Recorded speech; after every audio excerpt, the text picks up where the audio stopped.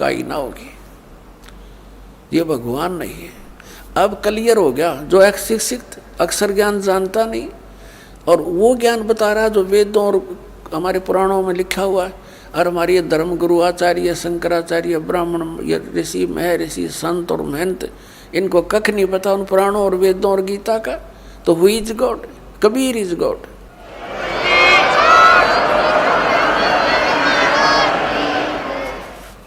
अब श्रीमद् भगवद गीता अध्याय नंबर 15 का श्लोक नंबर 1 समझने में आसानी होगी। पहले चित्र देखिए। ये है उल्टा लटका हुआ संसार रूपी वृक्ष, उल्टा लटका हुआ संसार रूपी वृक्ष। ऊर्ध्व मूलम अधः शाखम अश्वत्थम प्राहु अव्यम छंदासी यस्य प्रणानी। प्रणानी माने पत्ते। छंदासी यस्य प्रणानी ये तम वेद स वेदवित। ये देखिएगा श्रीमद् भगवद गीता, गीता प्रेस गोरखपुर से प्रकाशित है। जयदयाल गोविंद का इसके अनुवादक है। अध्याय नंबर 15 का ये पंचदशो अध्याय 15वां अध्याय है और प्रथम मंत्र है ऊर्ध्व मूलम अधः शाखम अश्वत्थम प्राहु अव्यम छंदासी यस्य प्रणानी ये तम वेद स वेदवित। वेद माने जानना भी होता है और वेद ये चारों वेदों का भी बोधक है। ऊर्ध्व माने ऊपर को, मूलम माने जड़ और अधः माने नीचे को, शाखाएं। अश्वत्थम प्राहु अव्यम ये संसार रूपी पीपल का वृक्ष अविनाशी कहा गया है।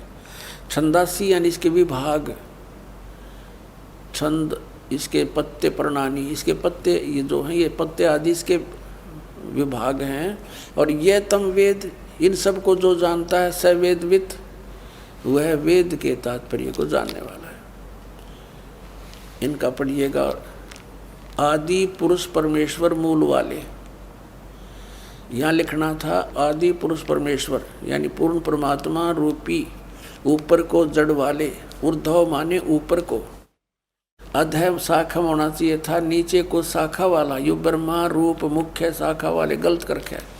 क्योंकि देखो श्लोक नंबर 2 में 2 बार अधः शब्द है, अधः अधः, और इसका अनुवाद ही नहीं अंग्रेजों ने कर रखा है। देख, अधः माने नीचे, अधः माने नीचे। अरे यहाँ भूल गए, यहाँ करके कल्याण मारा। यहाँ लिखना था नीचे शाखम, कति सीधा। ऊर्ध्व मूलम ऊपर को मूल वाला और नीचे को शाखा वाला। इस संसार रूपी पीपल के वृक्ष को अविनाशी कहते हैं। वेद जिसके पत्ते कहे गए, इन छंद माने वेद लिखे हैं। ये देखा कल इनकी छंदासी यानी विभाग हैं जिसके ये पत्ते आदि। और इन सब को, इस संसार रूपी वृक्ष को जो पुरुष मूल सहित यानी जड़ से लेकर पत्तों तक तत्व से जानता है स वेदवित। संस्कृत भी पढ़ लो, यह कोई लंबी चौड़ी बात ना जीवते, हमने ध्यान ना दिया था इसकी ओर। स माने वह है, वेदवित माने वेद के तात्पर्य को जानने वाला यानी तत्वदर्शी संत है वो, जो इसके सारे विभाग जानता है। तो वो कौन है, किसने बताया ये ज्ञान? कबीर परमेश्वर ने 600 वर्ष पहले। और रामानंद जी को जब उन चारों वेदों का ज्ञाता माना जाता था महर्षि रामानंद जी, और पुराणों को कंठस्थ याद कर रखा था।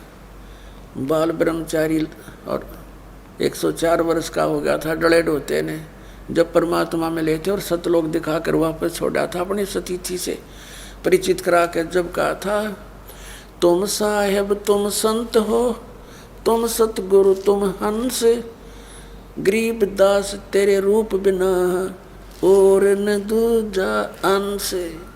तुम साहेब तुम संत हो, तुम ही साहेब माने परमात्मा हो, और तुम ही वास्तव में जो आपके अंदर गुण है तुम ही वो संत हो, और तुम ही सतगुरु हो। सतगुरु माने सच्चा ज्ञान देने वाले।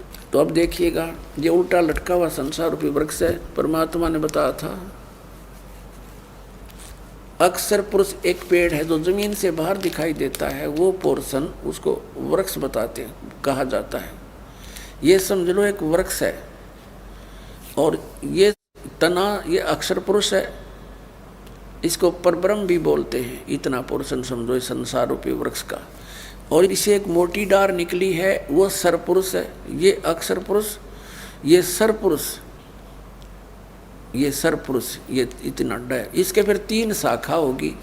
ये तीनों देवा शाखा हैं भाई, पाते रूप संसार। अक्षर पुरुष एक पेड़ है, निरंजन वाकी डारे। सरपुरुष को निरंजन भी कहते हैं, ज्योत निरंजन काल। सरब्रह्म भी कहते हैं इसको, सरपुरुष भी इसी का, काल ब्रह्म भी। ये तो डार है। और तीनों देवा शाखा हैं भाई, पाते रूप संसार। ये अमृतवाणी परमात्मा की। कबीर अक्षर पुरुष एक पेड़ है, निरंजन कहो, सरपुरुष कहो, वाकी डार, और तीनों देवा शाखा हैं, ये पात रूप संसार। अपने आत्माओं परमात्मा कहा करते, 3 देव की जो करते भक्ति, यानी भक्ति का अर्थ होता है इष्ट रूप में मान के उन पर आश्रित हो जाना। उनके अतिरिक्त और किसी की पूजा नहीं करते, यानी इष्ट रूप में मानकर जो साधना की जाती है उसके हम भक्त कहलाते हैं।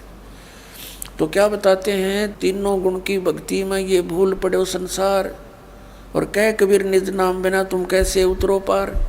अब फिर देखिएगा गीता अध्याय नंबर 15 का श्लोक नंबर 2, 15 का और श्लोक नंबर 2 में कहा है, उस संसार की तीनों गुण रूप, जल से बड़ी हुई नहीं, तीनों गुण रूप शाखाएं, विषय परवाला शाखा, संस्कृत भी पढ़ लेंगे, विषय परवाला शाखा, यानी ये विषय भोग रूप कोपलों वाली देव मनुष्य त्रिकादि योनि रूपी शाखा नहीं, विषय विकारों वाली शाखा है तीनों गुण, रजगुण ब्रह्मा, सतगुण विष्णु, तम गुण शिव जी।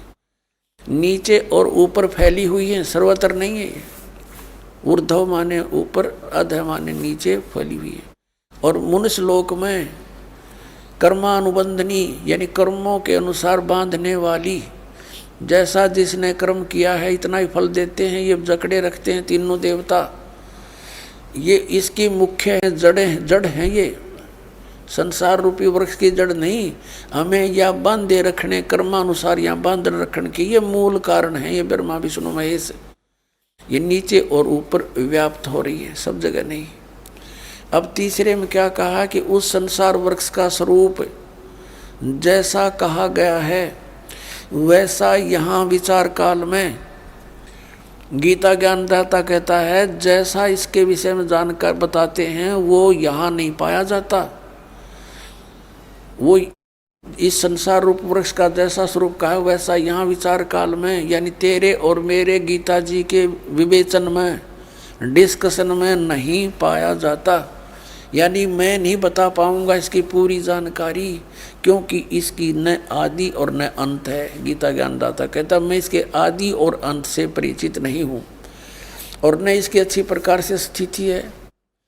इसलिए इस सुविरुद्ध मूलम, अति दृढ़ मूल वाले, ये नहीं अति दृढ़ मूल वाले, क्योंकि ऊपर को जो जड़ रूपी है, जैसे आपने ये देखा, देखिएगा अब यहाँ तक तो आपने देख लिया कि ये अक्षर पुरुष तो एक पेड़ हो गया जमीन से बाहर, सरपुरुष इसकी डार होगी, तीनों देवा शाखा हो गए, हम पात रूप में समझ ले। लेकिन ये जड़ भी शेष बच गई, ये है वो पूर्ण परमात्मा। इसको पूर्ण ब्रह्म कहो, परमेश्वर कहो, परम अक्षर ब्रह्म कहो, तो ये जड़ है। अब जड़ से ही सारी खुराक मिलती है पेड़ को, तो सबका धारण पोषण करने वाला भी यही परमात्मा हुआ, जो जड़ रूपी यानी परम अक्षर ब्रह्म परमात्मा है। ये जड़ है, ये परम अक्षर ब्रह्म है। ये है कौन? ये देखिएगा, ये वो है परमात्मा जो काशी में धारण दुल्हा बनकर रहे थे 120 वर्ष तक, और ये लीला बताकर अपने द्वारा रची हुई सृष्टि